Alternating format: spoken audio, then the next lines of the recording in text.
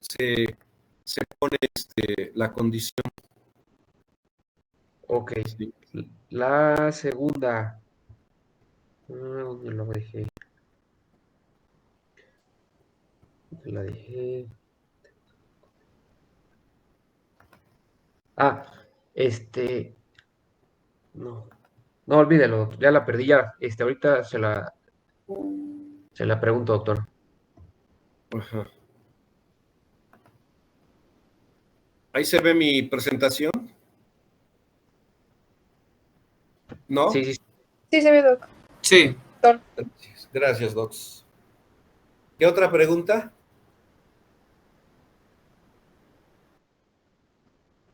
¿Hay alguna otra pregunta?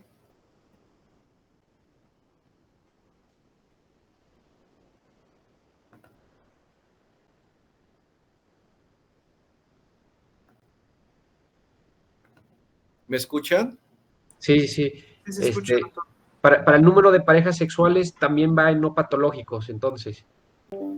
Sí, sí, Ok. porque todas pudieron haber sido sin ninguna patología y no conlleva a que pudiera haber correlación como tal. Ok. Igual, por ejemplo, eh, inicio de vida sexual activa. En el caso de las mujeres sí vale la pena uso de anticonceptivos, porque si por ejemplo es DIU, ahí sí puede asociarse a futuro a enfermedad pélvica inflamatoria. Si por ejemplo es hormonales orales, puede resultar de mayor incremento del acné. Si es el famoso implante, qué sé yo, también puede correlacionar a alteraciones menstruales, etcétera. Entonces, aunque no son condiciones patológicas en ese momento, pero sí repercuten o pueden asociarse como tal. ¿Alguna otra pregunta? ¿No?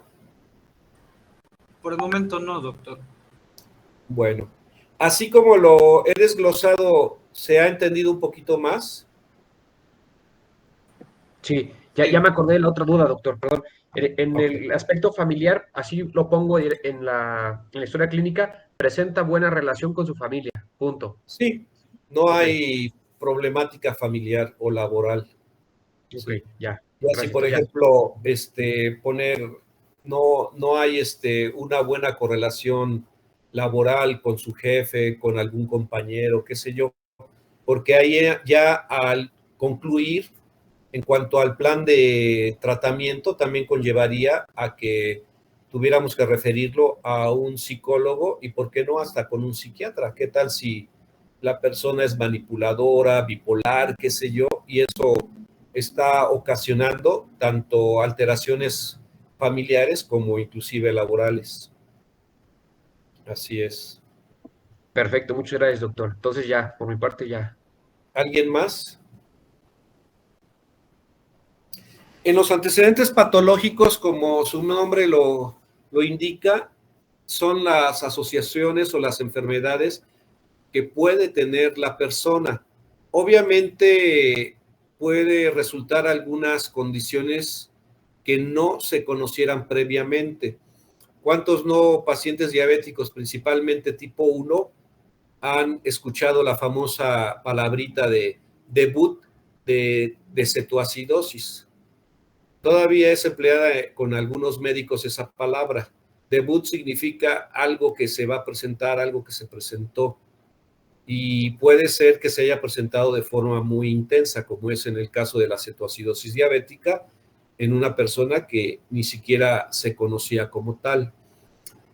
De las enfermedades que vayamos a encontrar con esas personas, adelante, doctora. No, pasa. ¿No? Que vayamos a encontrar, debemos de preferencia poner si es diabetes tipo 1 o diabetes tipo 2. Puede ser que algún médico nunca les haya hecho referencia de esa situación, pero por ejemplo, si no lo conoce, oiga, en cuanto a que le detectaron la diabetes, inmediatamente hubo necesidad de que le pusieran insulina Ah, sí, entonces ya ustedes pudieran sospechar que es diabetes tipo 1. Obviamente, si el paciente nos refiere que hace 8 años le detectaron diabetes y que unos 5 o 7 años estuvo tratándose con fármacos orales y hace 6 meses con insulina, ese paciente no va a ser diabético tipo 1, es diabético tipo 2 y si acaso podemos poner insulino requiriente, como lo veremos en el caso de la clasificación de la diabetes. Entonces, de las enfermedades se recomienda poner tiempo de diagnóstico, por favor. No vayan a poner diabético desde hace 2 años o inicia hace 2 años con diabetes. Qué bueno fuera que supiéramos exactamente cuándo empezó la enfermedad a expresarse en esas personas, pero es imposible. Entonces, el tiempo de diagnóstico es fundamental. En el caso del diabético tipo 1, como tiene síntomas más evidentes, más intensos, es probable que en cuanto empezó con alguno de esos síntomas, posiblemente ya estaba con mucha deficiencia en la cantidad de insulina, como para ya dar las manifestaciones.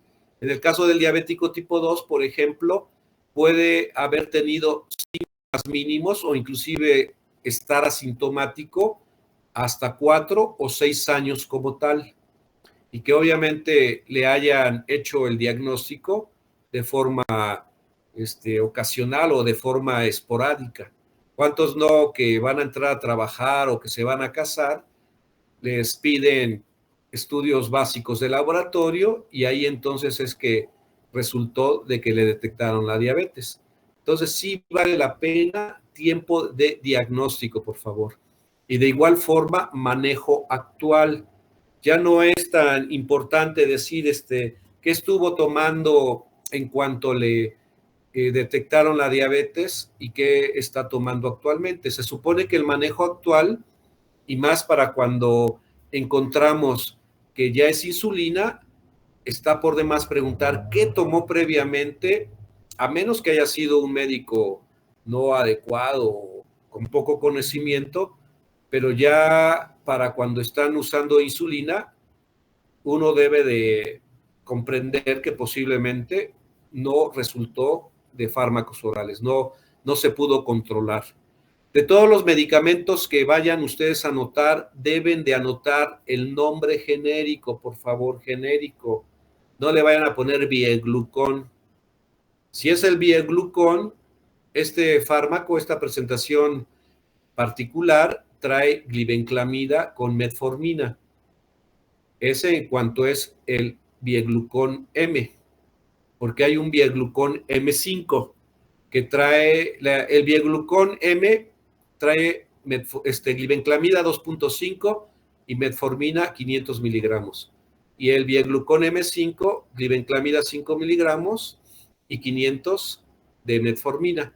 Entonces sí vale la pena desglosarlos en caso de que sean medicamentos 2 en 1, por decirlo así. Y como veremos posteriormente, ese tipo de medicamentos en realidad son poco útiles porque el mecanismo de acción, la absorción inclusive puede no ser igual. Las sulfonilureas, como en el caso de la glibenclamida, se requiere mínimamente 30 minutos para que pueda absorberse en las personas. Y la metformina, para que no condicione problemas gastrointestinales o síntomas gastrointestinales, tiene que ser aplicada después de los alimentos. Entonces imaginen cuando van los 2 en 1, si lo dejan antes van a tener las molestias de la metformina, si lo indican después, entonces ya no va a absorberse de forma adecuada la glibenclamida. Entonces, los medicamentos genéricos también deben de ser anotados en miligramos al día. Si, por ejemplo, les dicen metformina, que si es del sector salud, viene de 850 miligramos. Si es particular, todavía hay una de 500 y otra de 850. Sí deben de especificar de qué presentación es su medicamento. Entonces, si está tomando 2 de metformina de 850, ponen metformina 1750 miligramos al día. no se recomienda que pongan una tableta cada 12 horas, que pongan los miligramos al día. De esa forma, para cualquiera que lea su historial clínico, va a saber si es dosis mínima, dosis óptima, dosis máxima o dosis hipermáxima, que en este caso es una dosificación absurda. En el caso de la glibenclamida, la dosis tope, por ejemplo, son 20 miligramos. Hay médicos que siguen insistiendo y hasta 30 miligramos les dan al día. De nada va a servir los 10 miligramos extra que van a estar indicando. Entonces, todos los medicamentos genéricos y miligramos al día. Y de igual forma, la regularidad que están ingiriéndolo. Oiga, usted la metformina de forma religiosa, así como se la indicaron, se la toma, la ingiere. No, de momento se me olvida, de momento sí, etcétera. Ahí pueden poner metformina, 850 miligramos al día de forma irregular. Ya con esa palabrita significa que no está cumpliendo al pie de la letra la persona. Si ustedes ponen la toma de forma regular, significa que la persona es aplicada en la indicación. Si nos están refiriendo diabetes y su diagnóstico, por ejemplo, ya rebasó más de 10 años, vale la pena preguntar complicaciones. De igual forma, algunas otras enfermedades como la hipertensión que también generan complicaciones tardías. En esas complicaciones, por ejemplo, pueden decir, ya le han dicho su médico o algún médico o que usted sepa que ya no están funcionando bien sus riñones, que ya sus ojos se dañaron, que ya tiene afectados sus nervios periféricos. Entonces, sí vale la pena ahí poner. Desconoce complicaciones tardías, pero si ustedes ven que ya físicamente trae facie de nefrópata, tiene edema, etcétera, pueden poner ahí, desconoce complicaciones tardías, sin embargo, con datos clínicos como para considerar enfermedad renal crónica o para considerar retinopatía diabética, qué sé yo.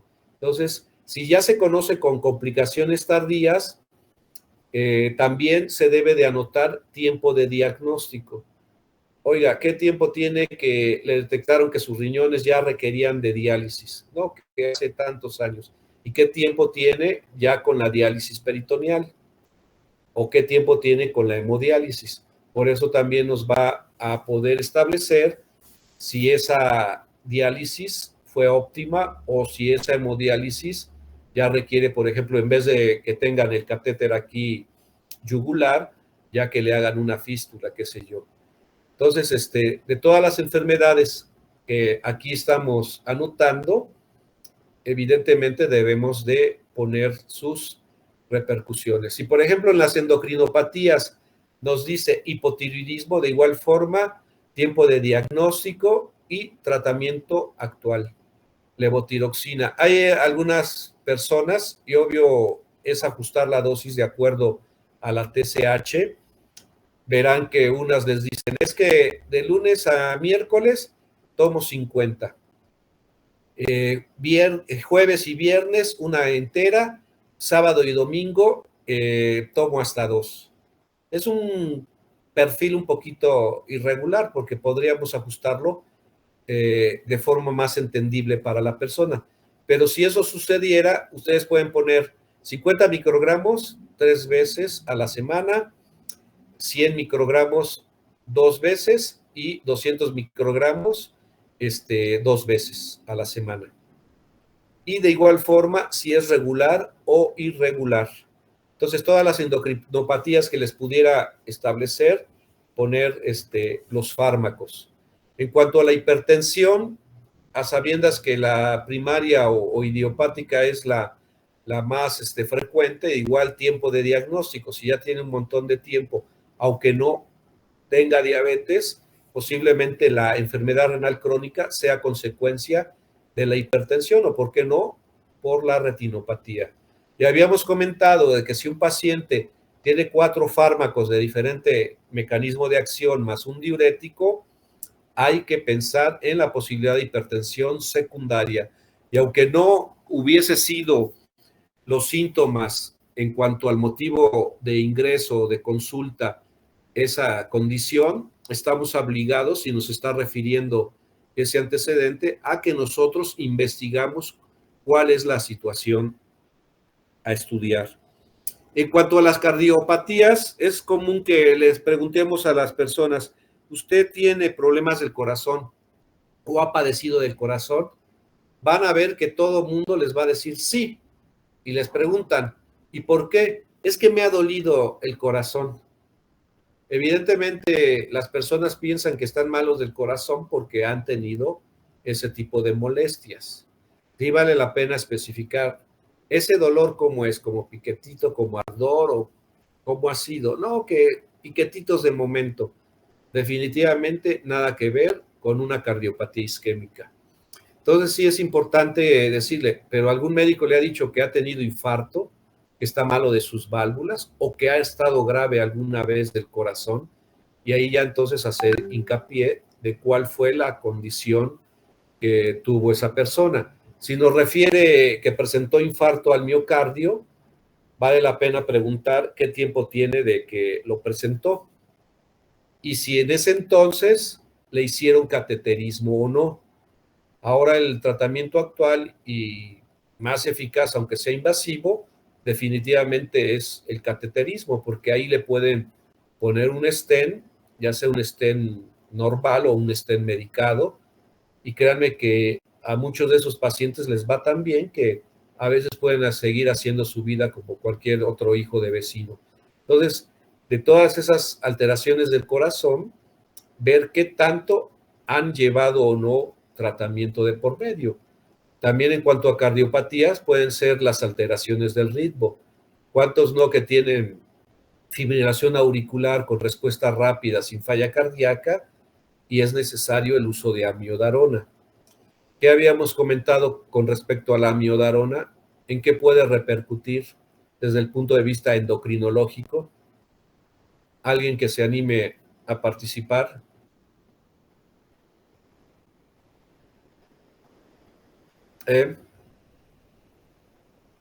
¿No? ¿Nadie, nadie, nadie? ¿Ya se me escucha? Sí, No, había comentado algo de la tiroides, ¿no, doctor? sí. En Que relación daba a que, en relación a la miodarona, que ajá, había ¿qué dado pasa? cierta disfunción. ¿Y qué pasa con este fármaco? Inhibe la desyodasa, ¿no? Puede generar el fenómeno de Basedow o de Wolff-Chaudhary, en el que puede condicionar ya sea hipertiroidismo o hipotiroidismo. Como tiene un exceso de yodo, puede resultar de esos dos fenómenos.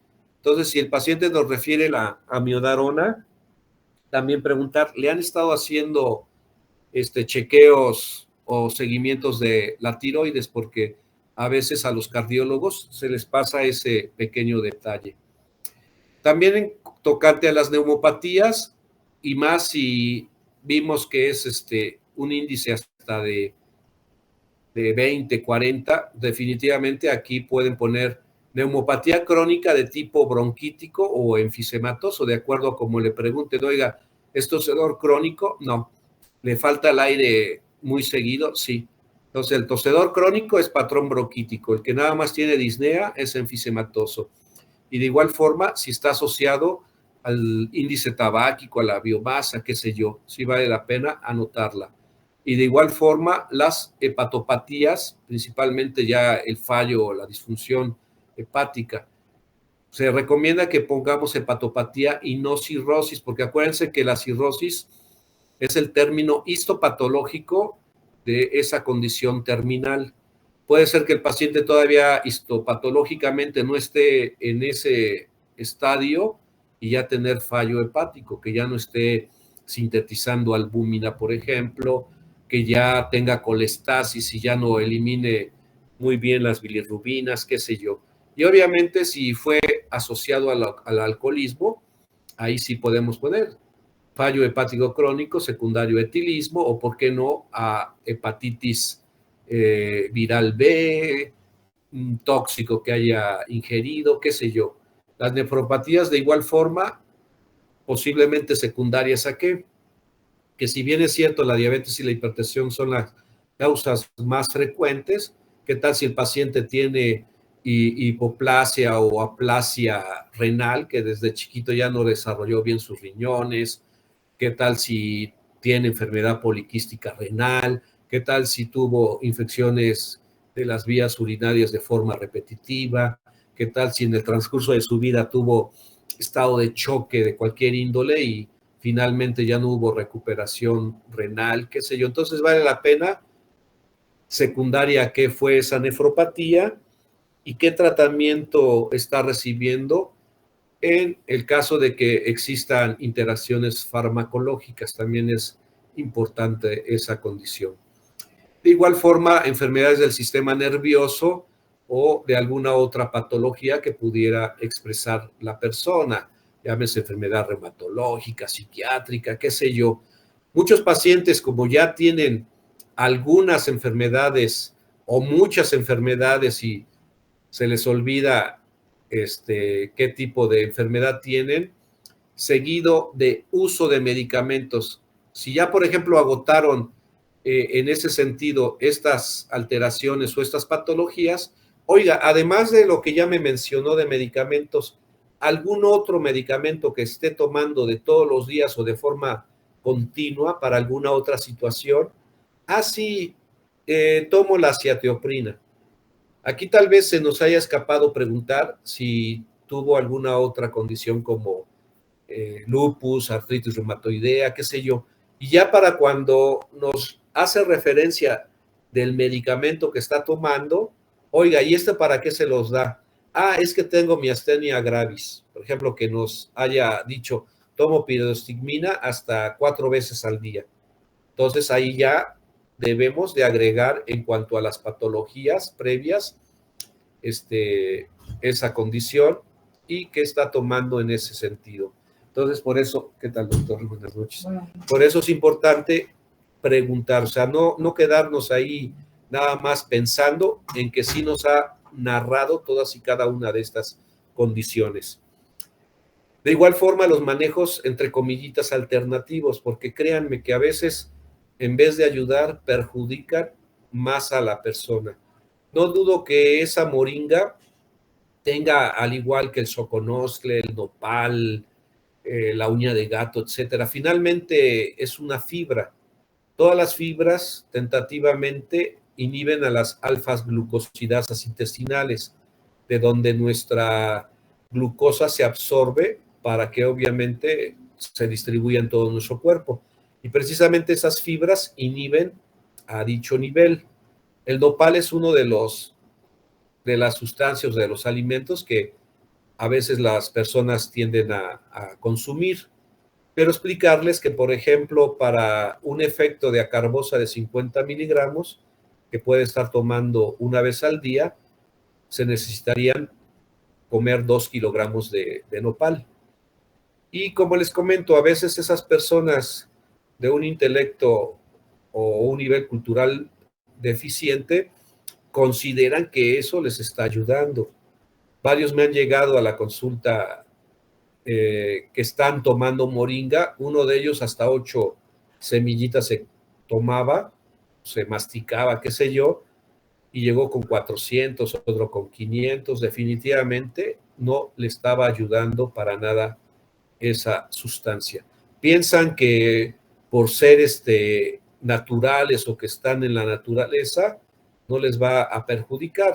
Hay que explicarles que evidentemente todas esas sustancias se han investigado, hay otras que todavía no, pero que pueden tener tóxicos.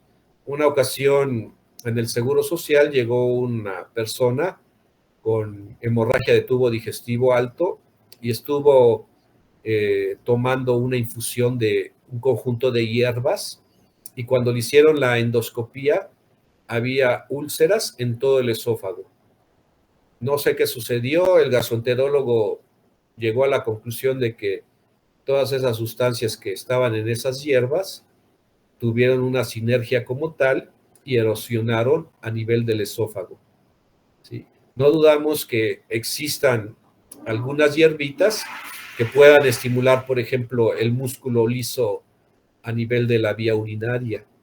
¿Cuántas personas no que nos dicen que tienen historial de litos renales, que estuvieron tomando té de pelos de elote y vieron cómo expulsaban los litos? O sea, sí pueden tener alguna de esas sustancias, entre comillitas, favorables, pero también la cuestión en cuanto a la toxicidad se refiere, también debemos de considerarla.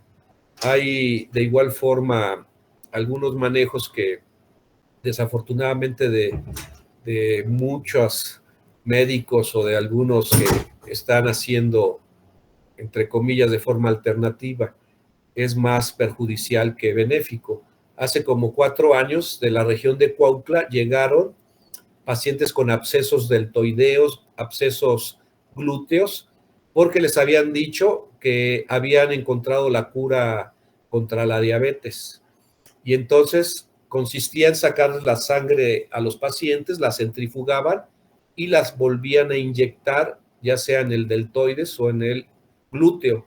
Obviamente sin ningún fundamento científico, y dado a que ya se había manipulado esa sangre, desarrollaron abscesos. Entonces, sí, mucho ojo en ese aspecto. Inclusive nosotros como alópatas, hasta cierto momento nos enoja algunas condiciones de los homeópatas. Una ocasión llegó un paciente que se le detectó diabetes tipo 1, le inicié insulina premezclada y lo cité en 3 meses. Acudió, se sintió bastante bien y después se perdió hasta como 1 año o 2 meses. Y ya cuando regresó era un esqueleto. De medir unos 65, llegó con 35 kilogramos. Todo asténico, adinámico, casi sin poder moverse. Y resulta que uno de sus primos le dijo: ay, no inventes, ¿cómo te vas a condenar toda tu vida a estarte inyectando? Te voy a llevar con un buen homeópata. Y ese homeópata le dio chochos que obviamente resultaron en esa condición. Por eso, aunque la insulina es una orgasia, la deficiencia no mata, pero sí conlleva a esa situación. Mientras no tengas cetoacidosis como tal, o que en ese proceso de deshidratación tenga una hipocalemia severa y que altere el ritmo cardíaco y se muera, pues pueden vivir, pero ¿a costa de qué? Entonces, la insulina es un polipéptido, es una proteína. Acuérdense, se unen 2 aminoácidos dipéptidos, 3 tripéptido, muchos polipéptido, más polipéptidos o complejos, proteína. Entonces, siendo una proteína, al momento que llega al estómago, la acidez la va a modificar.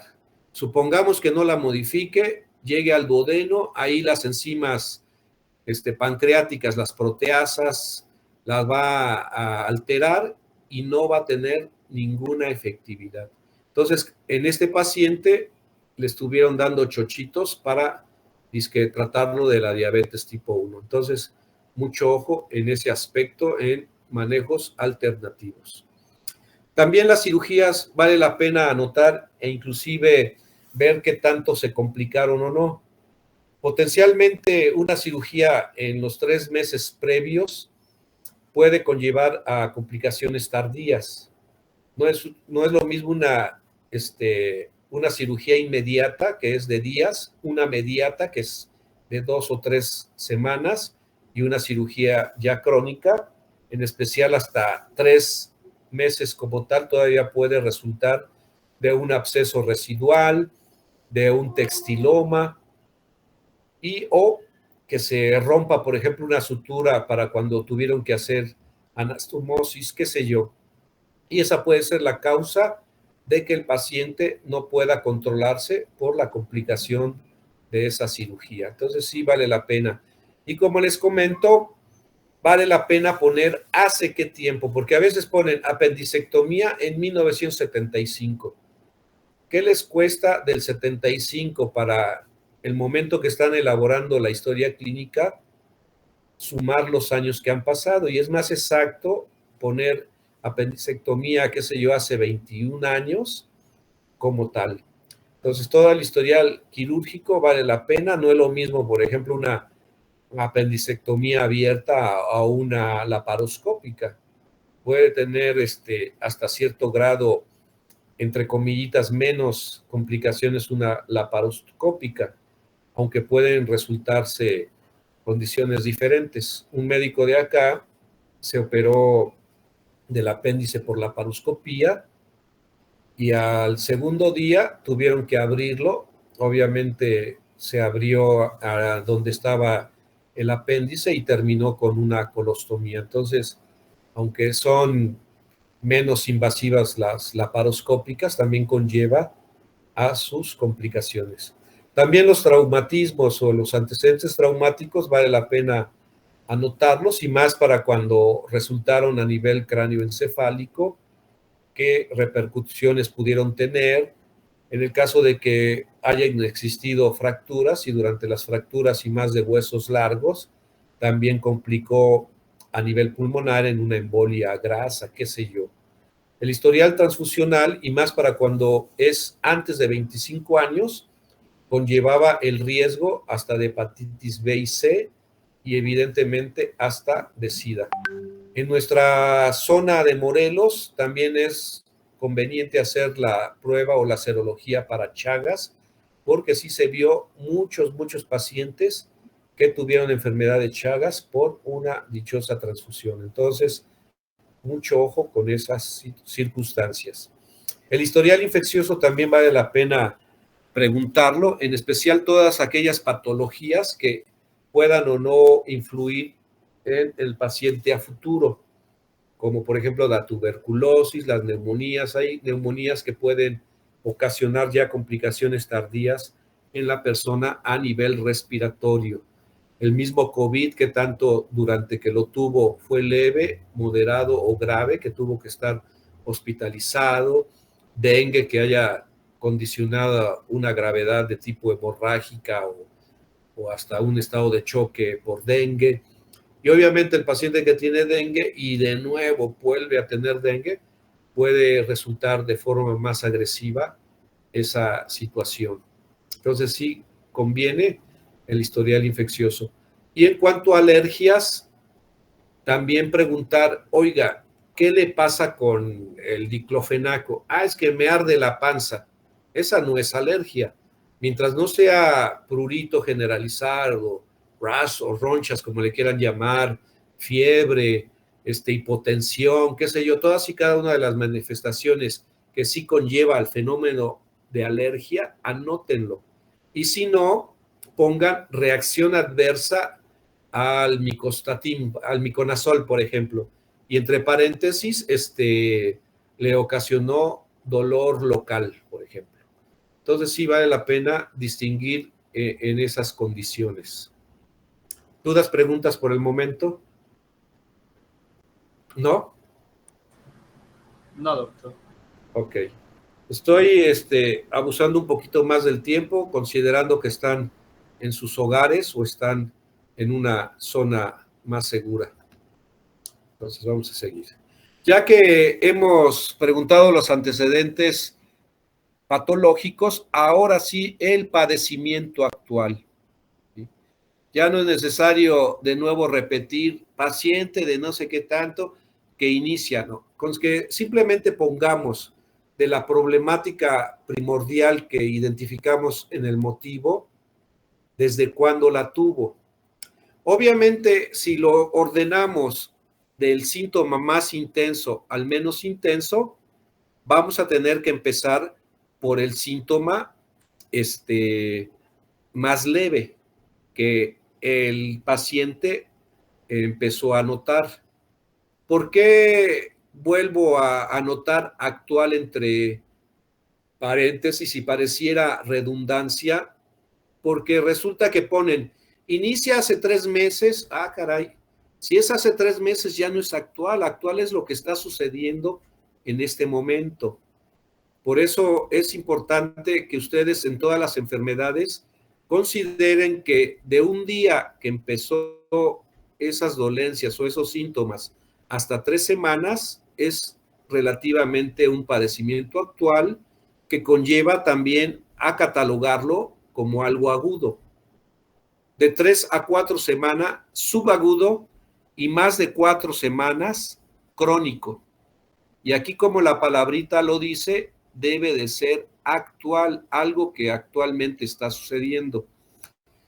Y si, por ejemplo, el paciente ha estado notando cefalea años, se debió de haber anotado en los antecedentes. Cefalea que inició o que presentó o que ha presentado desde hace 2 años, ha sido manejada o ha estado ingiriendo paracetamol hasta 1 gramo al día, 1,5 gramos, qué sé yo, algún triptano, etcétera. Y si, por ejemplo, en el motivo por el cual está teniendo esta consulta, esta evaluación, ahí entonces podemos retomar considerando, ha tenido cefalea crónica, la cual agudiza, exacerba, aumenta hace 3 días. Ahí ya le estamos poniendo el primer punto. ¿Desde cuándo? ¿Qué cosa? Obviamente la cefalea. Si nunca tuvo cefalea como tal, entonces ya tendríamos que poner, inicia hace 1 semana, ¿qué cosa? Cefalea, con cefalea. Y en ese aspecto, como les he comentado, tanto en el motivo como en el padecimiento actual, debemos de referirnos con el lenguaje médico, por favor, sin caer en quererse adornar y poner con cefalalgia. Si hay el nombre cefalea, ¿por qué ponen cefalalgia? O sea, no entiendo el por qué muchas personas ponen cefalalgia. O porque tiene dolor en epigastrio, ponen epigastralgia. Entonces al rato van a decir sexalgia, oralgia, cabellalgia, qué sé yo. Siempre debemos de poner la zona anatómica, y más para cuando hay una connotación como tal. Eso de poner epigastralgia es incorrecto. Dolor en epigastrio. Y tampoco se recomienda que ustedes pongan desde cuándo. Y créanme, aunque yo les he estado diciendo duro y dale a mis residentes que no hagan eso, por favor, porque si no se pierde toda la secuencia del padecimiento actual, lo siguen haciendo. Ponen, inicia el 28 de enero. Las fechas no las debemos de poner, porque el que vaya a leer su historia clínica tiene que darse cuenta cuándo ustedes elaboraron la historia clínica. Si ustedes anotaron 25 de enero y la están haciendo ahorita esta historia, entonces tienen que contar y tienen que saber que enero tuvo 31 días. Entonces 25, 26, 27, 28, 29, 30, 31. Y ahorita estamos a 6, o sea, hace 12 días. Entonces, si es más fácil decir hace 12 días, ¿por qué entonces dejan las fechas? Posiblemente en una historia clínica médico-legal, por ejemplo, que estuvieran analizando un proceso en la vía pública, ahí sí muchos abogados o los que se dedican a medicina legal les van a decir, presenta el día 14 de febrero del actual o de este año, accidente en la vía pública. Y se está recomendando que le pongan hace tantos días o hace tantas semanas, ¿sí? Pero eso en cuanto al aspecto legal. Para cualquier otra enfermedad, y créanme, puede resultar de horas, días, semanas. Máximo, como les había comentado, 3 semanas para considerar que el padecimiento sea actual. Y el cómo prácticamente va a ser el interrogatorio dirigido. Si, por ejemplo, nos está diciendo, desde hace 3 días tiene cefalea, oiga, ¿cómo es el dolor? Siente que le ponen piquetes, le aprietan, le late, le ponen chile. ¿Cómo es que ustedes lo sienten? No, pues como en la cabeza. Entonces, cefalea desde hace 3 días de tipo opresivo. ¿En dónde es que le duele? En la frente, en las sienes, en la nuca, en toda la cabeza. No, pues las sienes. De predominio bitemporal. Y ahí entonces tenemos que, en el caso del dolor, hacer la famosa escala subjetiva del dolor. Hay luego hasta dibujitos en donde se le mueve para decir, mire, aquí es poquito, va avanzando más o menos, acá más, y llegamos a 10, que es muchísimo dolor. Pero a veces, a pesar de que les explicamos a las personas, no logran comprender esa famosa escala. Entonces no nos queda más remedio decir, el dolor ha sido muy poquito, más o menos, o muy fuerte. No, que muy fuerte. Entonces ahí nosotros lo podríamos traducir 10 de 10. Obviamente nuestro cuerpo, cuando está sano, ni nos enteramos de nada. Cuando hay dolor, evidentemente es una señal de alarma para decir algo nos está sucediendo. No es lo mismo la cefalea, por ejemplo, que es de 3 a 4 de intensidad, a una que a veces hasta los pacientes dicen, no, es que es más de 10.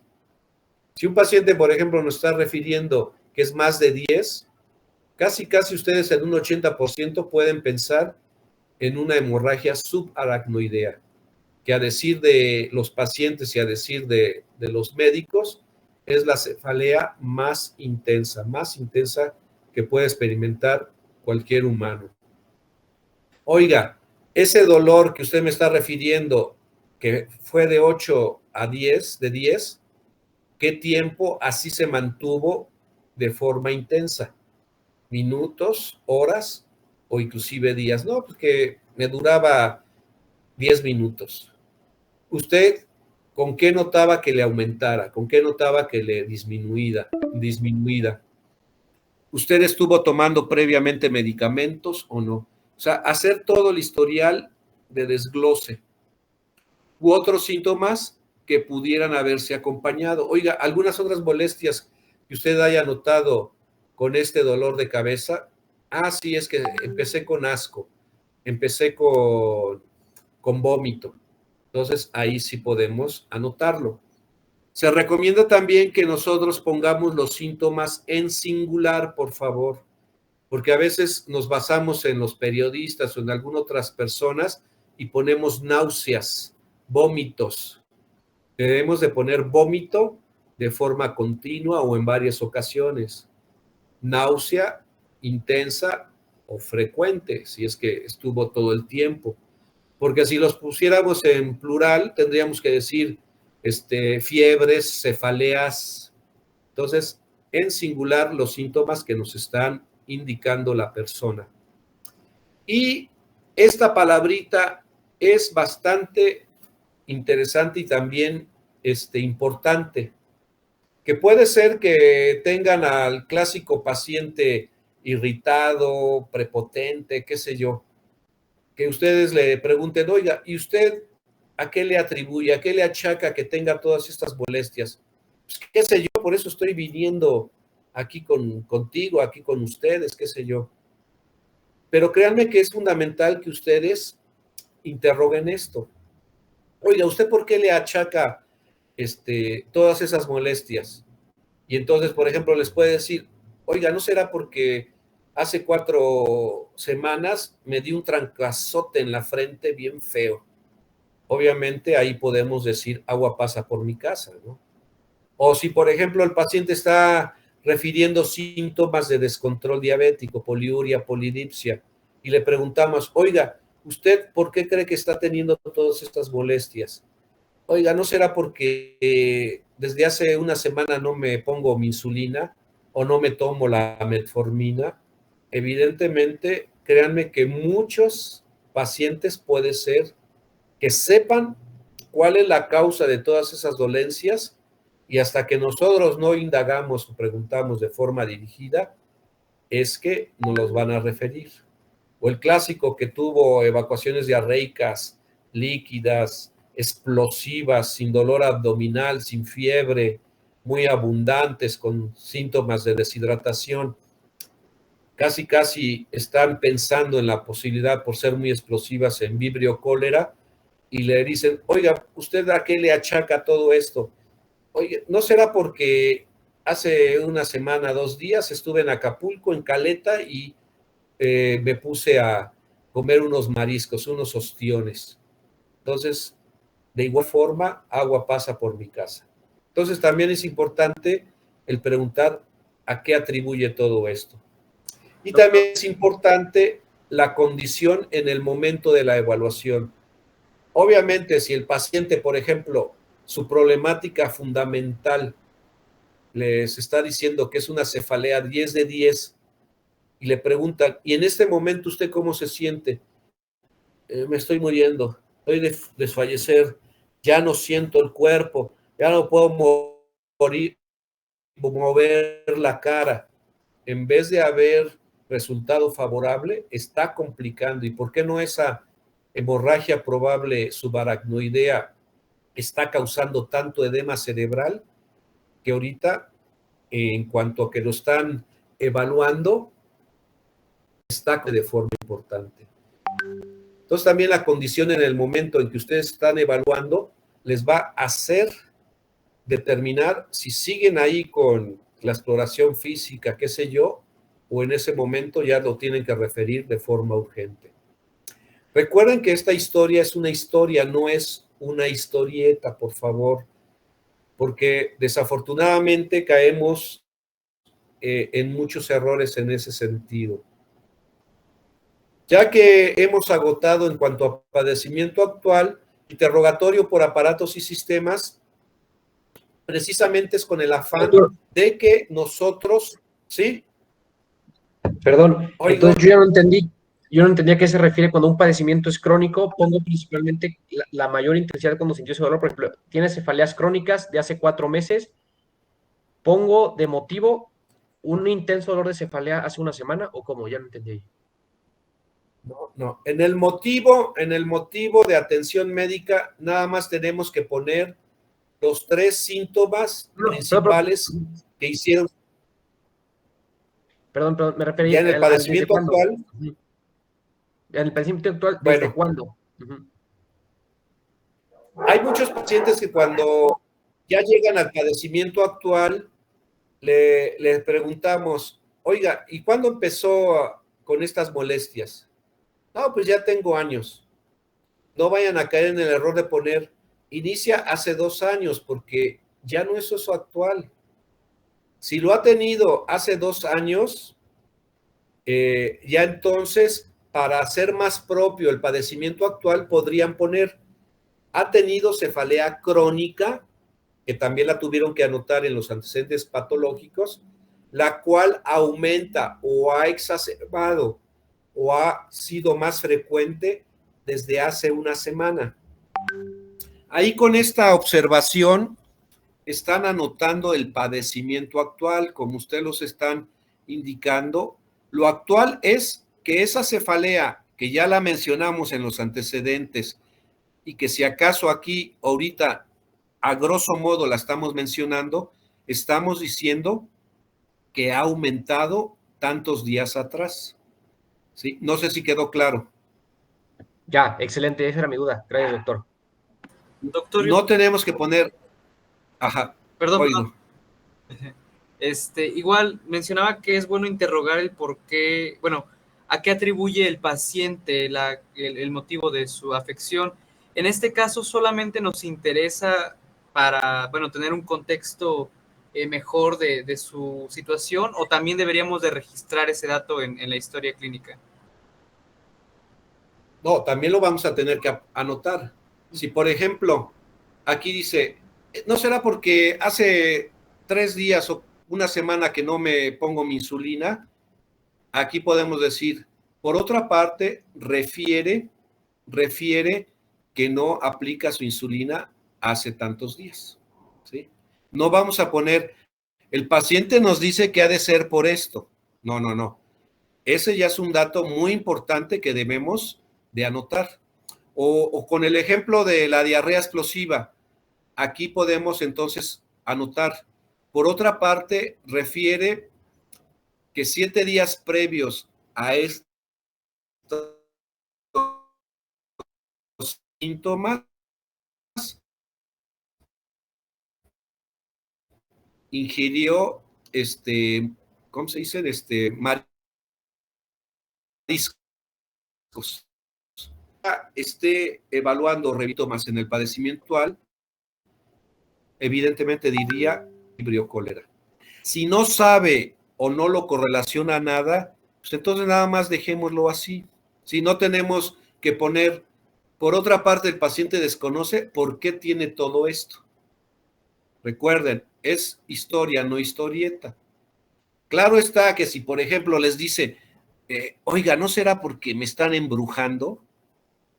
Estaría absurdo poner el paciente piensa o tiene la creencia que lo están embrujando, ¿sí? Evidentemente eso no lo vamos a poner, pero ¿qué tal si, independientemente de que puede ser psiquiátrico, pero bueno, tampoco vamos a caer en el error de no creer en el paciente? Nosotros debemos de creer en el paciente hasta no descartar lo contrario. Si, por ejemplo, ya nos dio X dolencias, oiga, ¿usted a qué le achaca todo esto? Oiga, ¿no será que porque no me llevo bien con mi esposa, no me esté envenenando? ¿Y usted por qué lo dice? Es que le he notado que de momento para cuando me prepara mis alimentos, a veces como que veo que se esconde o hace algunas actitudes u otro, y la verdad es de que yo observo que ha cambiado un poquito en su conducta, he estado teniendo todas estas molestias. Obviamente ahí debemos de ser muy prudentes, pero si todos y cada uno de los síntomas que nos está refiriendo podría estar en relación a una intoxicación por cianuro, no debemos de dejar pasar esta cuestión, ¿sí? Ahí podríamos con mucha reserva y al final inclusive decidir de haber terminado nuestro historial clínico, referir al Ministerio Público. Porque podríamos poner, por otra parte, nos menciona las posibilidades de envenenamiento por parte de su familiar. Nada más. Tampoco está en relación de que pongamos de forma directa a la esposa, a la hija, qué sé yo. ¿Por qué? Porque eso ya es menester del Ministerio Público indagarlo. Si obviamente está en relación a altas posibilidades de que nos está diciendo.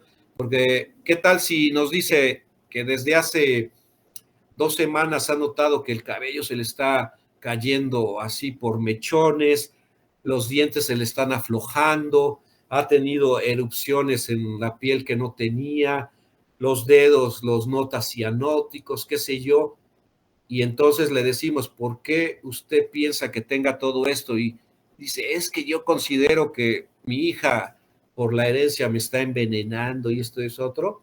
Ahí debemos de anotarlo. Y evidentemente, ya al final, sea verdad o no, tenemos que notificarlo al Ministerio Público. También en la condición del momento de evaluación, debemos también percatarnos, y más en el caso de las enfermedades endocrinológicas, en donde los procesos infecciosos pueden participar en el descontrol de la patología.